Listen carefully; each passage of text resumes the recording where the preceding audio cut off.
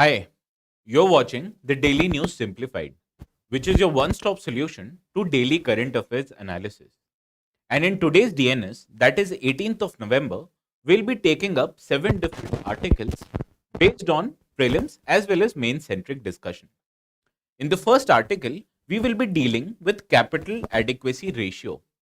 As the RBI, it has increased the risk weight exposure of banks which are exposed to liabilities like credit,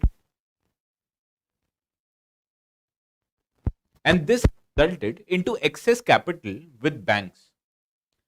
And the second article, it is on technical textiles, because India's technical textile market, which is currently of $23 billion size, it is expected to grow up till $40 billion, and it will gain in the year of 2030.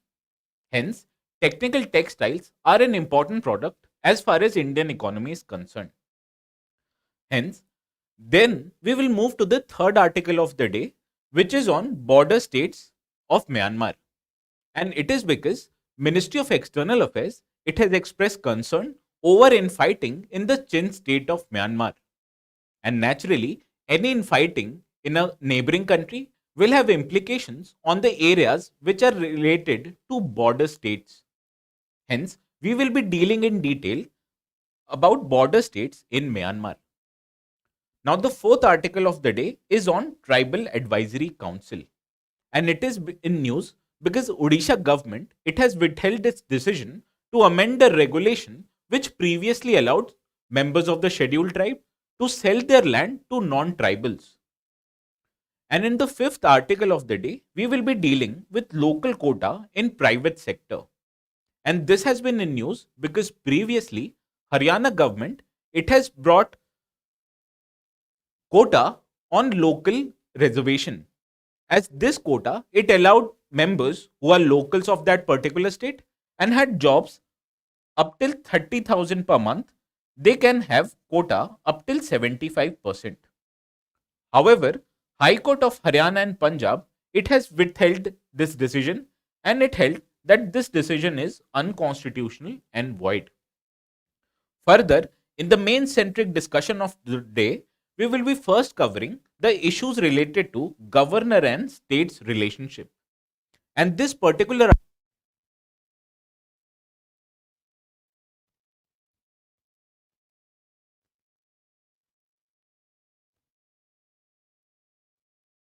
whereas in the second mains related discussion, as India, it is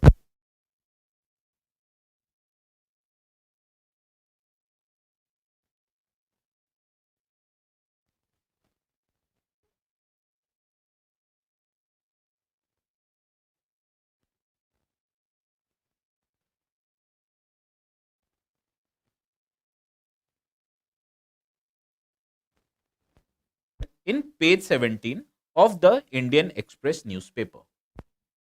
Now, as you can see from this article,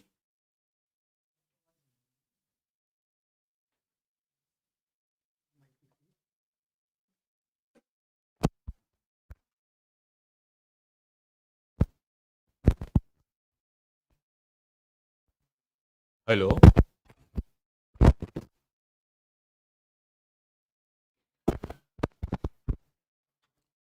sorry for the interruption. As I was saying, that the first article of the day, as you can see from this article, RBI has tightened its norm around unsecured loans.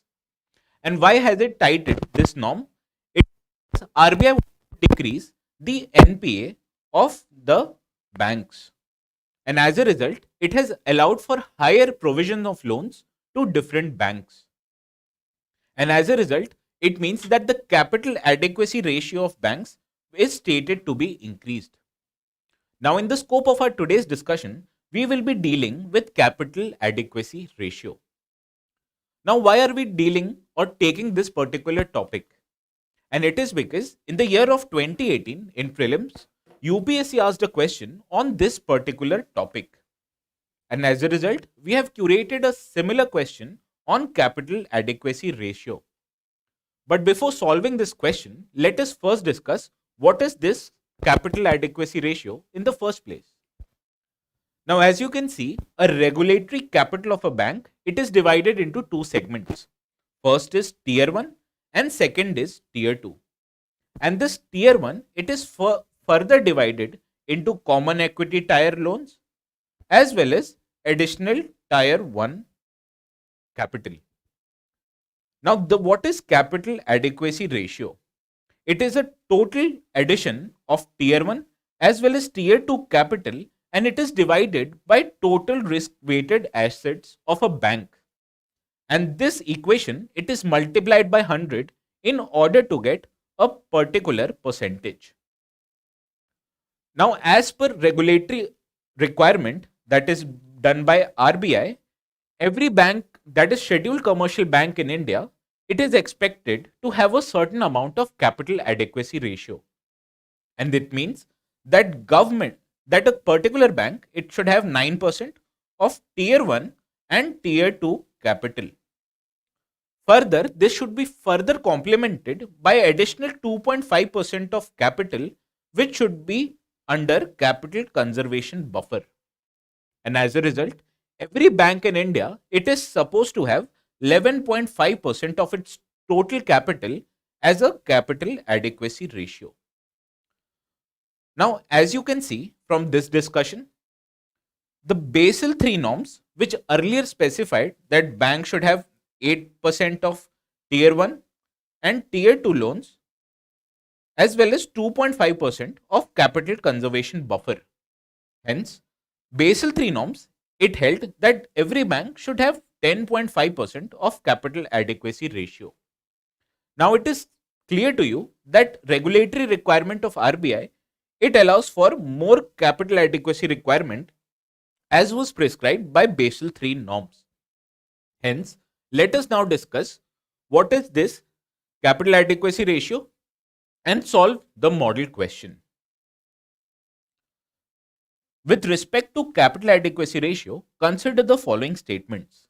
The first statement, it says that CAR is a ratio of bank's regulatory capital to risk weighted assets. Now, as in this slide, we have already seen that it is the ratio of regulatory capital versus risk weighted asset. Hence, statement 1 is correct. Now, second statement, it says that CAR, it excludes tier 2 capital with the banks. Now, as you can see, regulatory capital, it allowed both tier 1 and tier 2 capital. Hence, statement 2 is incorrect. Now, the third statement, it says RBI has mandated a lower capital ratio than what is required by Basel III norms. Now, as we've already understood, RBI, it mandates 11.5% of CAR, whereas Basel III requirement, it required only 10.5% of CAR. Hence, RBI, it has mandated a higher and not lower capital ratio, which makes statement third also incorrect. Hence, as you can see, only one options are correct. Hence, option A is the right answer. Whereas PYQ of 2018 is concerned, option A was the correct answer. Now, with this, let us move to the second article of the day, and it appeared in page 12 of the Hindu newspaper. Now, as you can see from this article, India's technical textile market, it is expected to grow up till 40 billion from current $23 billion. And as a result, technical textile, will be a more important aspect of Indian economy in general and Indian textile sector in particular. Now, what are these technical textiles in the first place? And why are we discussing this article in today's DNS? It is because in the year of 2020, a question appeared on various other aspects which reduces carbon footprint, and it also included geotextiles. Hence, as a result, we have curated a similar model question on technical textile.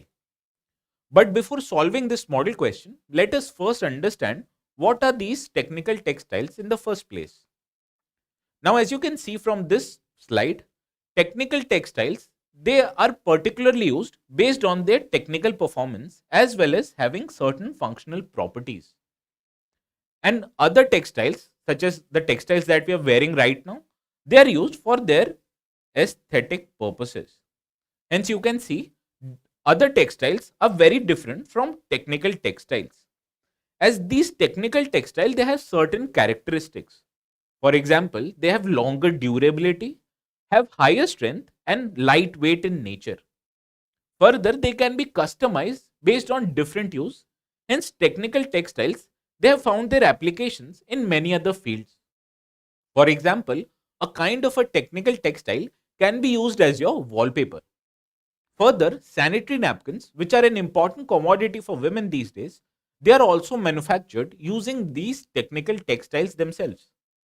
Hence, we can see technical textiles are very much important from economic point of view. Now, in this regard, government has brought a national technical textile mission, which earlier was from 2020 to 21 up till the year of 2024. That was a period of 4 years. However, recently, government has extended the deadline of this scheme up till the year 2026. Now, the government, it provides an outlay of more than 1480 crores. And this outlay will be provided in four different segments. For example, it will be utilized for research, innovation, and development, or for promotion and market development of technical textiles. Further, this mission will also promote exports of technical textiles out of India to other emerging and developed markets. Further, this outlay, it will also be used for providing education as well as skill development of prospective workers. Now, why is government bringing this mission in the first place? It is because the penetration level of technical textiles in India, it is very low, which is almost 5 to 10%. Whereas on the other hand, when you compare this penetration level to advanced countries, they have as much high as 30 to 70% of penetration level. Hence, you can see due to low penetration level in India, the scope for improving and developing these technical textiles, they are quite huge.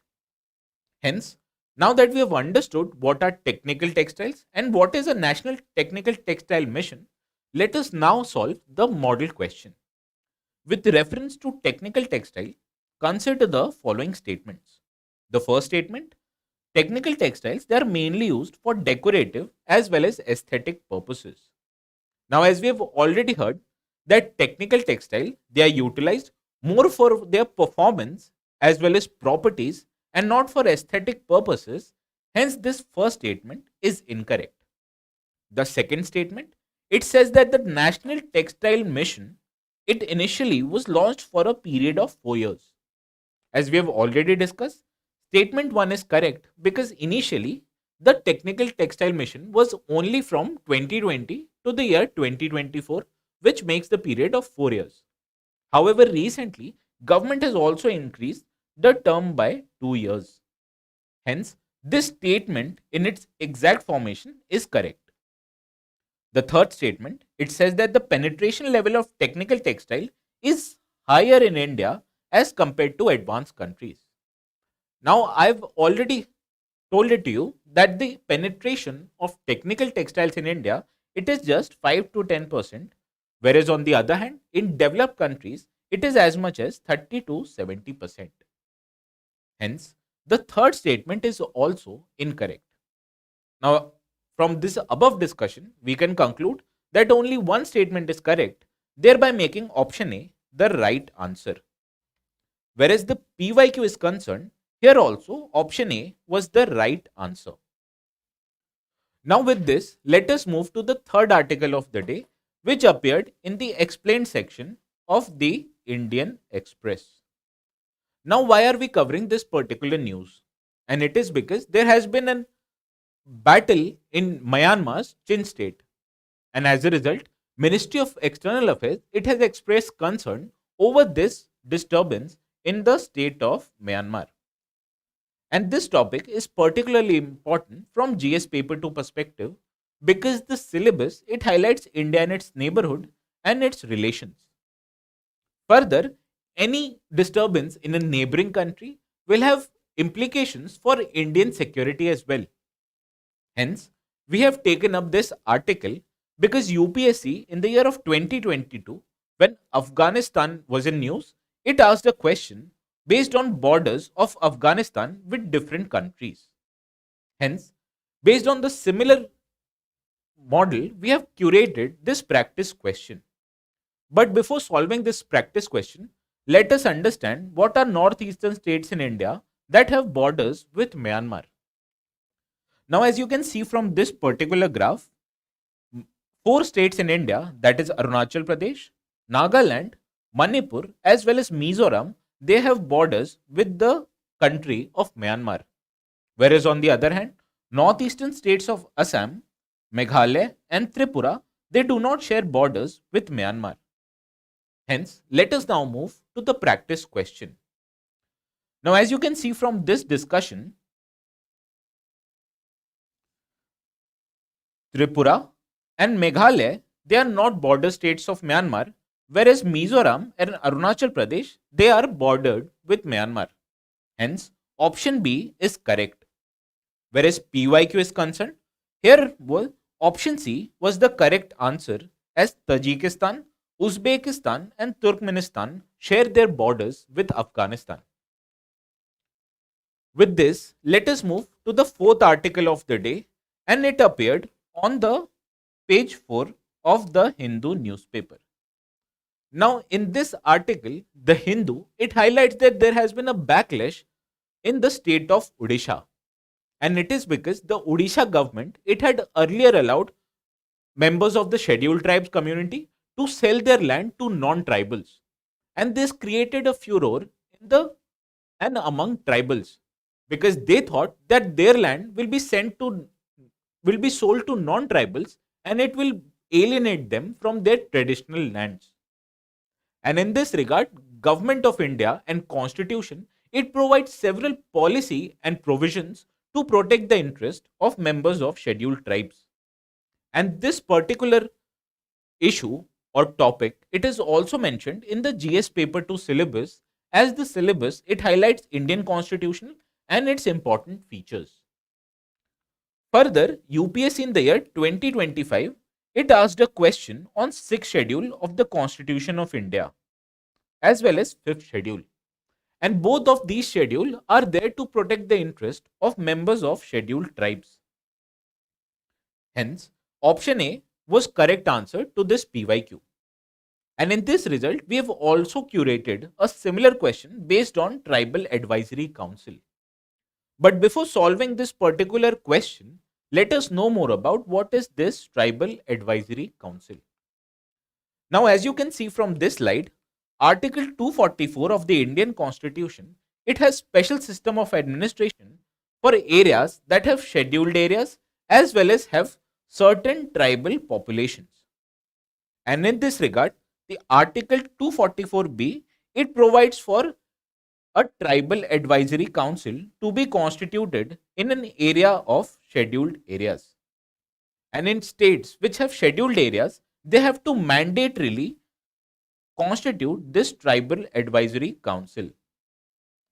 Whereas on the other hand, states which have significant scheduled tribes population but they don't have any scheduled areas, in this regard, the President of India, he has a discretion to constitute a tribal advisory council or not. Further, these tribal advisory council, they have up to 20 members. Hence, this means that these 20 members, they are upper limit to the tribal advisory council. And out of these 20 members, Article 244, subsection 1 and subsection 4, it highlights that nearly and not exactly 3.43 out of every fourth member, it should be a member of scheduled tribe community, and they should also be a MLA to that particular state. Hence, not 100%, but only 75% or up to 75% of members, they can be members of this scheduled tribes community. Now, after knowing what is a tribal advisory council, let us now solve this model question. With reference to tribal advisory council, consider the following statements. The first statement, it says that the constitution has made it mandatory to establish a tribal advisory council in states having scheduled tribes. Now, as we have already discussed in this particular slide, that states which have scheduled areas, only there is mandatory to constitute a tribal advisory council. Whereas on the other hand, states that have a significant scheduled tribe population but no scheduled areas, there the constitution of tribal advisory council, it is not mandatory. Rather, it is upon the discretion of president to constitute or to not constitute this tribally advisory council. Hence, first statement is incorrect. Whereas the second statement, it says that there is no upper limit to the number of members in the tribal advisory council. Now, this statement is incorrect because the upper limit of membership of tribal advisory council, it is only 20 members. Now, let us consider the third statement. The third statement, it says that all the members of councils must be representatives of the scheduled tribes in the state legislative assembly. Now, this statement again is incorrect because nearly and three-fourths of members, they should be members of scheduled tribes community, and hence not all members need to be this scheduled tribe community members. Hence, all these three statements are incorrect. Hence, option D is the right answer. Whereas, as I've already highlighted, answer to this PYQ is option A. Now with this, let us move to the last prelim-centric discussion of the day, which appeared in the front page of the Hindu newspaper. Now this article, it highlights that the High Court of Punjab and Haryana, it has held that the Haryana government's policy to bring 75% local quota in private sector, it is unconstitutional and void. Hence, why are we dealing with this particular topic? And it is because Indian Constitution, it has a significant provision on affirmative action policy. And this affirmative action policy, it includes reservation for members of scheduled caste, scheduled tribes as well as other backward classes. And hence in this regard, we have curated this model question because UPSC in the year of 2023 itself, it asked a question on reservation policies. But before solving this particular model question, let us first understand what are the provisions in Indian Constitution regarding matters of employment or public employment. Now, Article 16 of Indian Constitution, it held that there should be an equality of opportunity in case of public employment. Further, as per Article 35 of the Constitution, only the central government and not the state government, it should enact policies which have implications regarding residents within a particular state. And in this regard, the High Court of Haryana has said that state of Haryana, it cannot bring a policy which has implications or has a condition of members residing in a particular state. Further, Article 16, subsection 4 of the Constitution, it mentions the backward classes. However, the definition of this backward classes is not given in this particular article or in any article of the Indian Constitution. Now let us solve this model question. Consider the following statements. The first statement, it says that the Constitution provides equality of opportunity in matters of public employment. As we have already seen, Article 16 has this provision and statement 1 is correct. Whereas the second statement, it says that both Parliament and state legislatures have the power to make laws with respect to requirement of residence within a state or union territory. Now, as we have already understood that it is Parliament that has power, but not state legislature that can have a law with respect to requirement of a residence. Hence, statement 2 is incorrect. Whereas the third statement, it says that the term backward classes is defined in Article 16. Now, this statement is incorrect because Article 16 mentions and not defines this particular term, that is backward classes. Hence, the correct answer to this question is option A. Whereas the PYQ is concerned, option C was the right answer because the second statement was incorrect.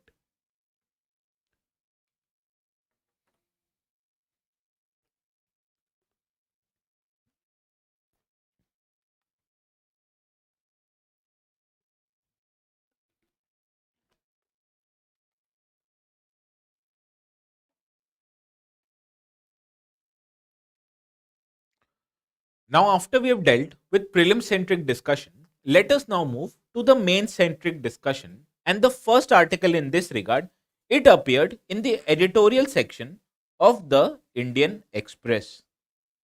And this article, it highlights the frictions relationship between Tamil Nadu government, which is currently led by DMK, and the governor of Tamil Nadu, Mr. R.N. Ravi. And in this article, the governor himself has withheld certain bills of the government. And this highlights that the relationship between a governor and an opposition ruled state is frictious in Indian polity. Now, why are we discussing this particular topic? It is because GS paper to syllabus, it highlights structure, organization and functioning of the executive. Further, a similar question on tussle between Lieutenant Governor of Delhi as well as Delhi government, it appeared in the mains of the year 2018. So naturally, you can understand that this particular topic, it is important from mains point of view. Now the governor, there are significant constitutional provisions which provide for office of governor. For example, Indian polity, it provides for parliamentary form of government both in center as well as states. And in this regard, president, he acts as head of state of the India. Whereas on the other hand, governor, he acts as head of state of a particular state in the country. And in this regard, Article 150 of the 153 of the Constitution, it highlights that there should be a governor in every state. Whereas this governor, as per Article 163 of the Constitution, he shall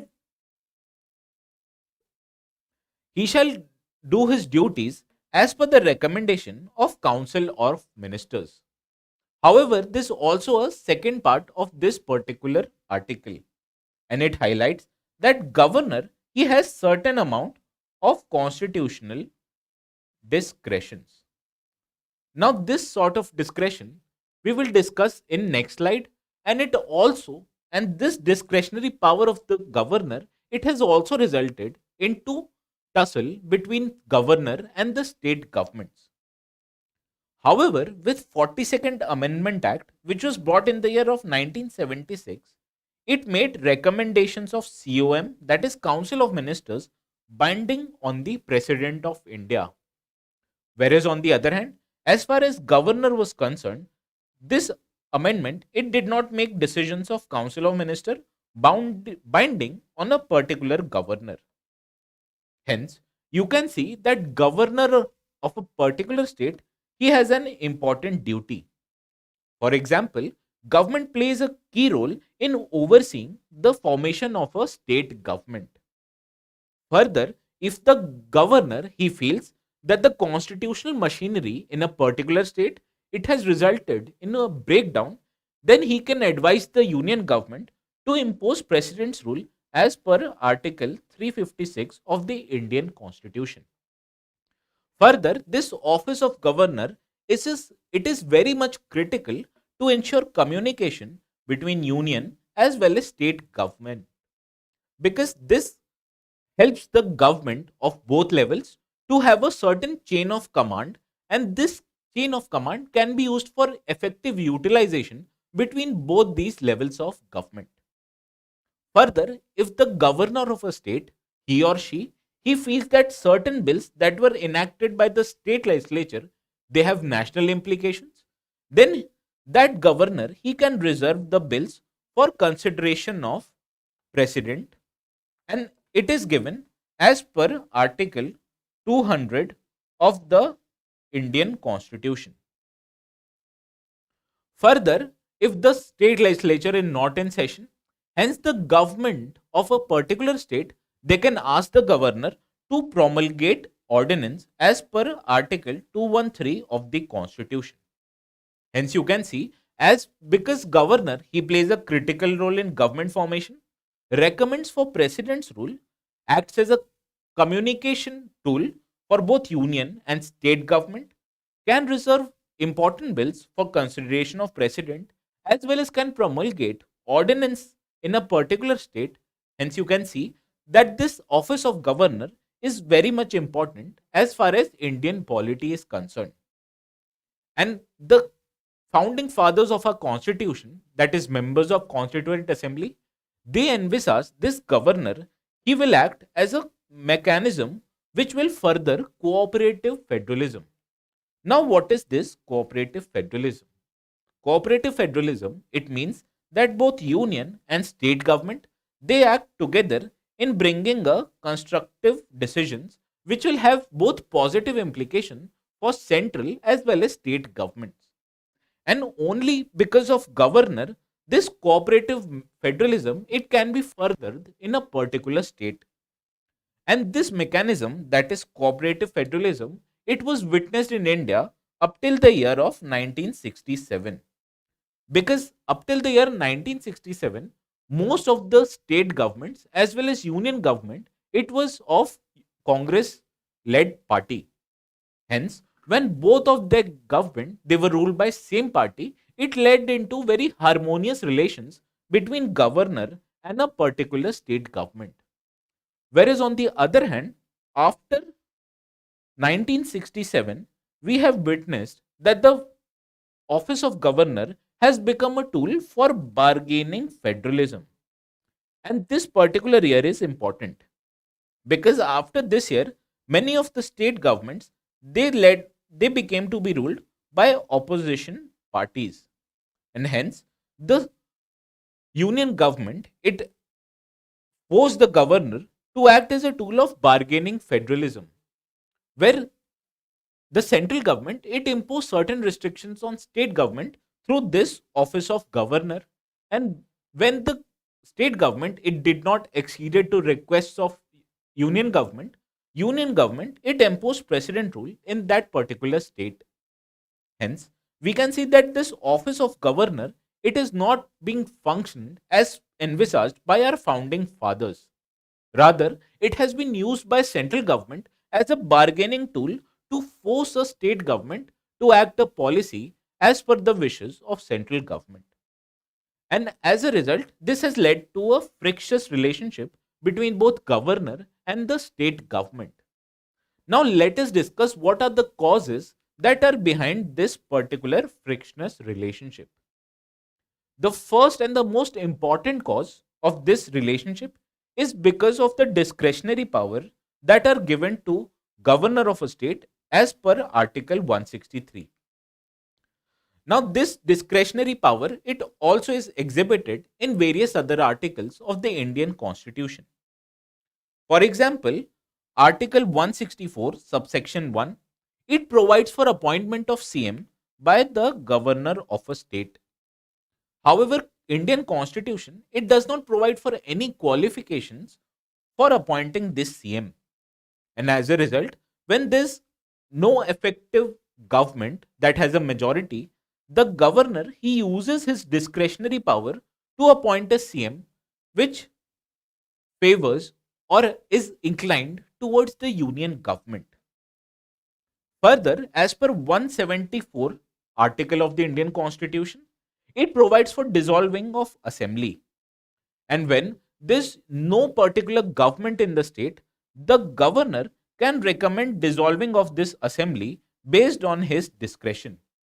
Now, in the past, when there has been no government in a state, what governor he should have ideally done is that he should invite other parties in the state to form a government. And when all the parties they are not able to form the government, then only the government should or the governor, he should recommend dissolving the assembly. But rather, what happened that governor, he did not invite any other party, but rather he dissolved this assembly in a very hurried manner. And hence, as you witness that this discretionary power has been misused quite often by the governors. Further, there is also an important power with the governor, and it is on based on Article 200 and Article 201 of the Indian Constitution. As according to this article, the governor of a state, he can withhold his assent of giving a assent to a particular bill of state legislature, and he can reserve this bill for the consideration of President of India. Hence, this means that the office of governor, it can be utilized by center to withhold an asset to a popularly passed state legislature bill, and the control or giving the assent of this bill is transferred to the President of India, who recommends withholding or giving the assent as per the demands or wishes of the union government. And this has resulted into many controversies. For example, the controversy which is highlighted in the today's news article, because in today's news article, the governor of state of Tamil Nadu, he has withheld his assent to a bill which was passed by government of Tamil Nadu. As government of Tamil Nadu, it is ruled by a different party of the union government. Further, as per Article 356 of the Constitution, governor, he can send a report to the union government recommending the president's rule if he feels that the administration of the government in the state itself, it is not being functioned as per the Constitution. And as a result, the union government, it can impose president's rule which will take away the powers of the state government. And in the past, of more than 100 times in total, the governor of a state, he has recommended imposition of president's rule in different states of our country. And this means that that the federal system of the government, that is central as well as state government, it is replaced by a unitary system in that particular state. Because effectively, in a president's rule, the administration of the state government, it is done by the union government itself. Hence, this discretionary power of governor to send the report to union government has been misused for more than 120 times. Hence, you can see that the discretionary power of the governor it has been misused in appointing of CM or dissolving the state assembly or withholding the assent to the bills passed by state legislature, as well as recommend the president's rule in a particular state.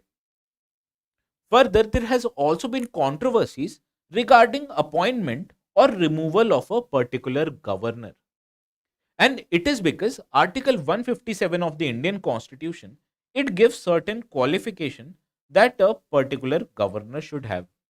And in this article, there only are two qualifications that are given in the Constitution. First of all, that every governor who is appointed, he should be a citizen of India. Whereas the second condition is that the person who should be appointed to governor, he should be more than 35 years of age. And beside these two qualifications, there are no other qualifications given for appointment of governor. Now there are several conventions, but these conventions, they are not written in the Constitution. Hence it means that the government, that is central government, it can appoint any person which is close to the ruling party at the center as a governor in a particular state based on only these two qualifications. Further, ideally the tenure, that is the tenure of office of governor, it is of 5 years. However, in the recent past as well as after independence, we have seen that the governors, they have no security of tenure, because Article 157, it says that the governor serves as per pleasure of the president. Hence, technically, union government, he can revoke this pleasure and remove the governor from his office if he fails to accede to the requests of union government. Hence, government, Hence, the governor he is not provided with any security of tenure as far as his office is concerned. And these two tools, that is qualification and no security of tenure, it has been effectively utilized by union government to appoint members who are very close to their ideological inclinations. And even if these persons they act in an arbitrary manner or as per against the wishes of union government, then union government they can easily remove a person from this office. And these two issues, that is discretionary power as well as appointment and removal process, it means that the legitimacy of governor of office it has declined in the recent past, because governor he is not an elected official, and therefore this not elected official he can disagree with request of the state government, which is an popularly elected government. And this means that the legitimacy of the institution it has declined since our Indian independence. Further, as we have already discussed, members or office holders of governor they are appointed as are political appointees, because only persons who have close political affiliations to the union government they are being appointed as office of governors. And this means that the neutrality of governor it has declined because of as per wishes of the union government. And in case there's a difference of opinion between governor of a state and state government in general, it leads to negative effect of this political neutrality, because otherwise the request of union they take precedence over the interest of a particular state. Hence, because of discretionary powers as well as appointment and removal process, the legitimacy and the neutrality of governor's office it has declined in a substantial manner. And in this regard, various commissions as well as the Supreme Court it has given several measures and recommendations as well as directed the union government to enact or amend the provisions regarding governor to make this office more effective. What are these recommendations? Let us take a look in the next slide itself. Now, the first recommendation it comes from Sarkaria Commission, which was a commission established by the union government to review central and state relationship. And in this regard, the Sarkaria Commission it gave us specific directions or recommendations regarding what should be the procedure of appointing of a particular CM. And it held that the particular CM he should be appointed if in case of elections or after elections a party who secures majority he should be first the leader of that party he should be invited to sworn as CM. And in case there is a pre-poll alliance in the country, the largest group of alliance which has secured the most amount of seats, it should then invite the head of this alliance should be invited as a CM to the state. Further, if there's no pre-poll alliance or a largest party in power which has secured majority in a particular state, then the governor he should explore post-poll alliances as well. And in case there are parties who combine or decide to stick together a government after the alliance or elections are concerned, then this post poll alliance should be given a preference as far as appointing of CM is concerned. And only after these three measures are not been able to achieve, then only can governor dissolve the assembly. Hence, this means that the Sarkaria Commission it gave a definite or a recommendation for appointing of a particular CM which is currently absent in the Indian Constitution. Further, this commission it also held that this Article 356, that is President rule, it should be used in a sparring manner, and it is only in cases of extreme emergencies should there be imposed a President's rule in a particular state. Further, now let us understand what the Punchi Commission has recommended for the office of governor. Now, as we've already highlighted in the Indian Constitution, there are only two qualifications for a person to be appointed as governor. The first is that he should be a citizen of India, or I'm sorry, and the second condition is that the governor he should be more than 35 years of age. And in this regard, Punchi Commission it has recommended additional qualification that should be considered by the union government and these qualifications should also be introduced in article 157 of the constitution. Now what are these qualifications? The first, that the Punchi Commission recommended that the governor should be an eminent person. Further, the second recommendation was that the person who should be appointed as governor should be from outside the state.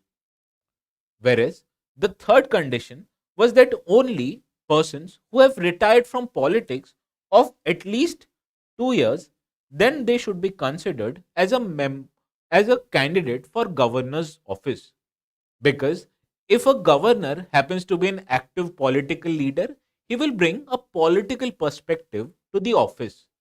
And rather, what is required that a person who should be in governor's office, he should bring a neutral and a constitutional perspective to a particular office. Further, Punchi Commission it also made recommendations for removal of governor. As currently, governor can be removed anytime by the union government. And in this regard, Punchi Commission it recommended that governor should be given a fixed tenure of 5 years. And only the governor is given a fixed tenure, then he'll be able to discharge his functions in a more neutral manner. Further, there should be a provision for impeachment of governor if the state feels so. And this provision should be similar to that of President of India. Further, a person who should be appointed as governor, he should not be given a further employment in any government, be it government of India or government of any state. And after quitting of office, the governor he should not return to a political office. Hence, Punchi Commission it gives several recommendations regarding qualifications that a person who is appointed as a governor should be an eminent person, should be outside from the state, or should have retired from politics at least 2 years before coming into the office of governor. Whereas as far as removal is concerned, the Punchi Commission it recommended fixed tenure of 5 years as well as a process of impeachment for governor if the state desires on a similar lines as per the President of India. Now, after dealing with recommendations of Sarkaria and Punchi Commission, let us now understand what the Supreme Court says about the office of governor. And the first important case in this regard is the SR Bomai case. And in this case, the Supreme Court it highlighted that when there's a question whether a government it holds majority in the house or not, or it has a confidence of the house or not, it should only be decided on the floor of the house itself. And governor he should not decide on his own. And this floor test it should be held at least after a 48 hours of notice is given to the government. And this period it can be extended up till 15 days. Further, as far as Article 56, that is President's Rule is concerned, Supreme Court in SR Bomai case, it held that this provision should be used in rare cases and only when there is an extreme emergency. Now let us understand what the Supreme Court held in the Rameshwar Prasad case of the year 2006. And in this regard, the Supreme Court it held that governor he should also consider post poll alliances and it should not dissolve the assembly in case without considering this post poll alliances, because effectively there should be a federal form of government and hence there should be a preference or in intention to bring a particular government in a state. Further, Supreme Court it also highlighted that governor he cannot dissolve a house based on allegations of horse trading. Further, in the Nabam Rabia case of the year 2016, the Supreme Court highlighted that the governor he does not enjoy any discretionary power when it comes to summoning of a particular house in the state, and he can only summon a house based on recommendation of Council of Ministers. Further, the Nabam Rabia case, it also highlighted if the governor has a reason to believe that a chief minister he has lost the confidence of the house, then he should order a floor test and he should not dissolve a particular assembly without conducting a floor test. Hence, based on recommendations of Sarkaria and Punchi Commission, they provide for definite provisions in Constitution of India, which should inculcate procedures for appointing CM of the House, and it should also give qualifications for governors. Further, Punchi Commission it also recommended a fixed tenure for office of governors, whereas the Supreme Court in SR Bomai case and Rameshwar Prasad case it held that the preference of any governor should be to establish a state government, and he should only use his discretion if every other case or every other condition has been eliminated. Whereas in the Nabam Rabia case, it limited the discretionary power of the government when it came to summoning of the house. As governor, he can only summon a particular house based on the recommendation of Council of Ministers. Hence, this was all for today's discussion on governor state relations. And with this, let us move to the last article of the mains related discussion, which is on election freebies. Now, why are we discussing this election freebies? It is because UPSC in GS paper 2 it highlights representation of people act as an important part of syllabus. Further, this particular article has been in news because of ongoing elections in state of Chhattisgarh, Madhya Pradesh as well as Rajasthan. And in this campaigning of this election is concerned, major political parties they are announcing SOPs for voters. And this SOPs they are being debated whether these SOPs are freebies or not. But what is an election freebie? For example, in many states, you have witnessed a political party. They announce that if they come back to power, they will give away television sets to all the voters. And in this regard, the other party it held that they will give away mixer grinders to all the households. And this election promises, which gives a particular commodity to a voter, it is called as an election freebie. And in this regard, a election freebie which is promised by a ruling party in form of goods or services, they can be counted as a freebie. Now, why are we discussing these freebies? Because it has been said that these freebies they go against the idea of conducting free and fair elections in the country. Because these freebies they have a negative impact on voters, because voters rather than considering the merits and demerits of the party they consider which or what party is offering more freebies, and they base their voting decisions solely on these election freebies. Hence, this topic is important from mains related discussion. Now, what are the issues related to these freebies in the first place? Let us now discuss this in the next slide. Now, first issue that is related to these freebies are political in nature. For example, in 1975, in Indira Gandhi versus Raj Narayan case, Supreme Court it held that free and fair elections are part of basic structure of the Indian Constitution. Hence, every election in the country it should be held in a free and fair manner. where all the parties they should contest their election based on the merits of governance itself. And as a result, especially the party in power, it should not utilize or misuse its power in case of tilting this election in its favor.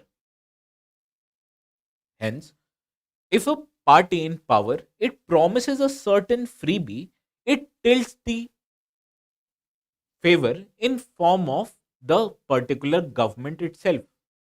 And because the government is able to use the power of state exchequer to grant these freebies to voters, it brings certain disadvantage to the parties who are outside the government.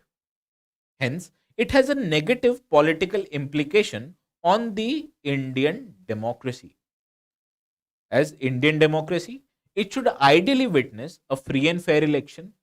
Whereas, on the other hand, if a ruling party is promising freebies, it does not mean that the election will be a fair contest between all political stakeholders. Further, how will this political party or a ruling party provide for these freebies? And naturally, these freebies or the cost of purchasing and distributing these freebies, they are borne out of state exchequers and are hard tax paying money. It will be utilized by the government to grant free goods and services to the voters. Hence, this means that the fiscal burden of the freebies it will be imposed on state governments itself.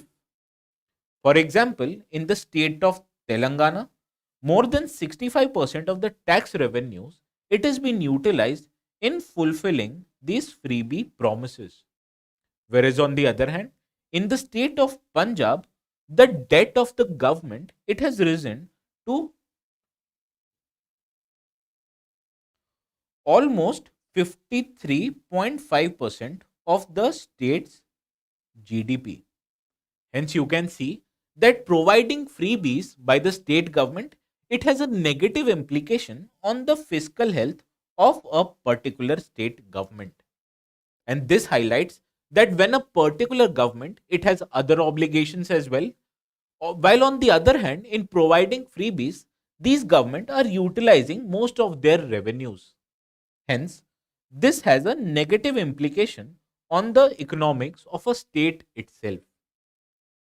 Further, providing of these freebies, it also leads to various social issues. For example, many of the governments in the past, they have announced farm loan waiver. And this means that after coming into power, a particular government or a party, they will waive off all farm related loans in a particular state. And when a particular farmer he expects that government to come in power, he will not repay his loan even he has a capacity to repay that loan, thinking that if his desired party comes into power, it will waive off all his farm loan waiver, which will not be the case in case other party comes into power. Hence, this leads to what is called a moral hazard. As people who are able to pay their loan, they do not pay their loan in case election freebies are promised. Further, provision of goods and services, it also makes people lazy because otherwise they will do their work or hard work in order to purchase certain goods or commodities. Whereas on the other hand, if government it provides these goods and services free of cost, then this will mean that a particular population will expect it from the government free of cost. Further, government also extends various subsidies. For example, it promises fertilizer subsidy to farmers as well as provides free electricity to substantial population. And these have environmental issues as well. For example, provision of subsidies in case of fertilizers has a negative impact on the ecosystem of a particular area because it leads to issues like soil fertility and its decline, whereas it also negatively impacts the marine health of surrounding bodies. Whereas provision of free power by a state government will mean that people they are not encouraged to move to more efficient or renewable sources of energy because they are getting some amount of free power from the state itself. Hence, we can see that the provision of election freebies it also has a negative impact on the environment of a particular area. Hence, provision of these freebies they have political, economic, social as well as environmental related issues. Hence, what should be the steps that have been taken by various organizations in order to check these election freebies? For example, Supreme Court of India in Subramaniam Balaji versus State of Tamil Nadu case in the year of 2013, it held that the Election Commission of India it does not have any power to punish a particular party because section 123 of the RPA Act it has several implications on when a party is involved in corrupt practices. And the Supreme Court it held that provision of freebies it does not constitute a corrupt practice. Hence, in this regard, Election Commission of India it does not has any power to punish a particular party as far as election freebies are concerned. And as a result, the Supreme Court it directed the Election Commission of India to constitute guidelines that should also inculcate or include the issue of election freebies. And in this regard, in the year of 2016, Election Commission of India it came up with freebies guidelines and it included them in the part 8 of Model Code of Conduct. And broadly, these guidelines it held that the manifesto of a particular party it should not be incompatible with provisions of the Indian Constitution as well as Model Code of Conduct. Hence, any manifesto which has been brought by political party, it should contain ideals related to constitution as well as model code of conduct. Further, in case a political party it wants to extend a welfare mechanism, it should also be in consonance or be consistent with the directive principles of state policy which is given in the part 4 of the Indian Constitution. And it means that any government who wants to ensure enactment of these DPSP, they should first highlight why is there a need to bring a particular freebie. And only after they are able to explain the need for this particular freebie and the government, it should also highlight how they will be able to secure this particular freebie. And it means that the government or the party it should have definite ideas on how they will engage or collect finances to provide for these freebies. And only after they are able to highlight why and how they will be able to provide for these freebies, then this is correct or legible in eyes of election commission. However, whether these manifestos have a legal sanctity or not. And in this regard, the gov the Supreme Court it highlighted in Ashwini K. Upadhyay versus Government of NCT Delhi that the government or the Election Commission of India it does not has a there's no legal backing for the manifesto that is brought forward by a particular back party. Hence, when there's no statutory backing for a political manifesto, it means that the election commission it cannot punish a particular party if they are able or not able to fulfill the provisions that are given in the manifesto. Hence, we can see that in current system, any election promises which are made by a political party in their manifesto, and in case the political party is not able to fulfill this particular provisions, then the Election Commission of India it is powerless as far as election freebies are concerned. And in this regard, let us now discuss what should be the way forward in order to make this freebie culture more effective for government as well as efficient for state exchequer. For example, this election freebie, it requires two solutions. And the first solution, it should be political in nature. As we have already highlighted in the previous slide, that Election Commission of India, it cannot regulate an elected government's decision. And in this regard, the Election Commission of India cannot regulate the government decision because it does not has a power to deregister a political party.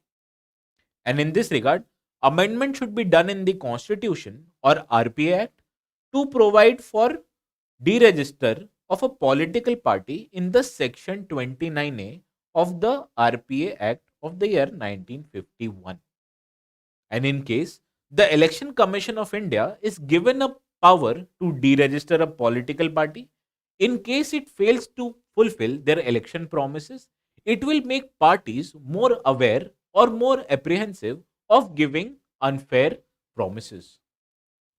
Further, the government, it should also take an economic overview of this election freebie cultures. For example, freebies that are provided to a particular population, it should not be general or should not be provided to all the voters. Rather, these freebies, they should be targeted in nature, because only to those who have a particular need of a particular good and services, they only should be provided with these freebies. Further, any budget of the government, it should clearly highlight subsidies as well as election freebies.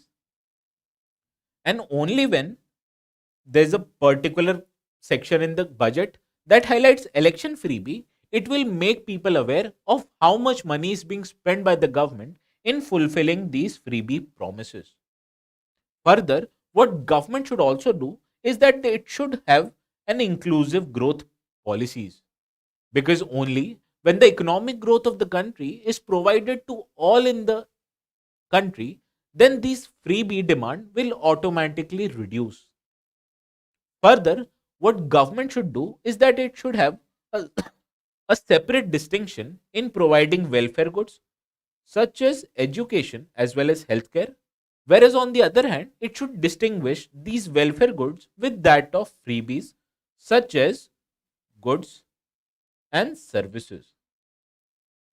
Hence, only after taking both a political as well as economic reform in the country, we can expect any government to have a particular or have a rationalize their election freebie culture. Because currently this election freebie, they are going out of hand, and it compromises the nature of free and fair election that should happen in any democratic country. And only after we make these freebies more effective and efficient for the state exchequer, we can wish that these freebies would be more effective for the people in general. Hence, with this, we conclude our today's discussion in the Daily News Simplified. But before signing off, let me ask students to ask doubts related to our this sessions. And they can ask their doubts in the comment section below.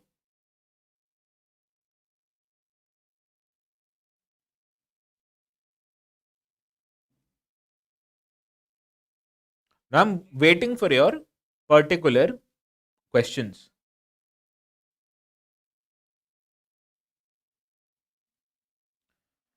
Now this student, he asked that, sir, is it not that it is mandatory for all the states having tribes? I'm assuming you're asking a question related, is it mandatory for all states who have tribes to constitute a tribal advisory council? Now, as I've already highlighted in my discussion related to tribal advisory council, that there are two types of areas. First of all, there are states who have scheduled areas, and the states who have scheduled areas, it is mandatory to constitute a tribal advisory council. Whereas on the other hand, if there's a state which has a significant scheduled tribe population but no scheduled areas, and in this regard, there's no obligation on the president. Rather, it is on president's discretion to constitute a tribal advisory council or not. Hence, the student who's asking the question related to tribal advisory council, please note that it is not mandatory for all the states who has scheduled tribe population to constitute a tribal advisory council. Rather, only people or states which have scheduled area, then only it is mandatory for tribal advisory council. Now there's a second question. It says that, sir, is it discretionary power of the government more than president? Yes, the discretionary power of the government is both constitutional and situational in nature. For example, as per Article 163, it specifically mentions that governor he acts in aid and advice with Council of Ministers. But this article it also highlights that the government or the governor, has certain constitutional discretion. For example, in recommending imposition of Article 356, the governor he has a constitutional discretion. Whereas, as per Article 200 and 201, the governor has constitutional discretion to withhold his assent. Hence, we can understand that the constitutional discretionary power of the governor it is more than president, because president on the other hand he only has certain situational discretion, whereas Constitution of India it does not give any constitutional discretionary power to the president of India. Hence, as per IAS 2024 question, the discretionary power of the governor it is more than that of president. Hence, after taking your doubts, let me conclude our today's discussion of Daily News Simplified. Now I'll see you again on Monday, that is 6 p.m. for the Daily News Simplified of 20th of November. With this, let me bid you good night.